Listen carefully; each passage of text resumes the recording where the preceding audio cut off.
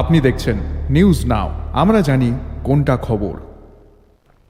আগরতলা শহরে গভীর রাতে মদ্যপদের বেপরোয়া আচরণে তটস্থ সাধারণ মানুষ। কর্নেল চৌমুহনী এলাকায় মদ্যপ অবস্থায় বেপরোয়া গতিতে গাড়ি চালিয়ে একটি দোকানে ধাক্কা মারে কয়েকজন যুবক।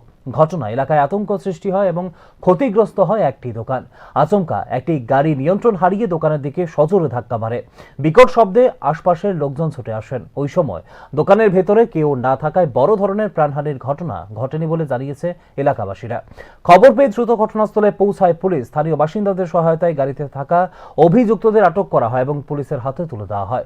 প্রাথমিক তদন্তে পুলিশ জানতে পেরেছে অভিযুক্তরা মদ্যপ অবস্থায় ছিলেন এবং গাড়ি চালাচ্ছিলেন বেপরোয়া গতিতে। অভিযুক্তদের বিরুদ্ধে মদ্যপ অবস্থায় গাড়ি চালানো ও সম্পত্তি ক্ষতি সাধনের অভিযোগ মামলা রুজু করা হয়েছে। গাড়িটিও আটক করা হয়েছে। পুরো ঘটনা তদন্ত শুরু করেছে পুলিশ। এই ঘটনার পর ফের শহরের রাতের নিরাপত্তা ও মদ্যপ অবস্থায় গাড়ি চালানোর মতো বিপজ্জনক প্রবণতা নিয়ে উঠছে নানা প্রশ্ন। এই ধরনের ঘটনার পুনরাবৃত্তি রুখতে রাতের টহল ও করার নজরদারি আরও বাড়ানোর প্রয়োজন বলে দাবি শহরবাসীর।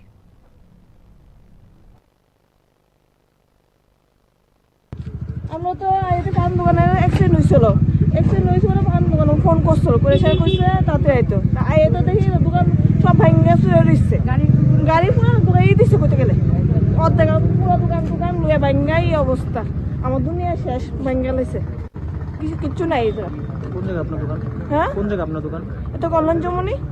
কি দেখতে পেয়েছেন সেটা তো দেখছি এমন তো ভাঙ্গা চুরে রইছে, ছোট জিনিস পড়ে রইছে, তার বাইক করতেছে দেখলাম।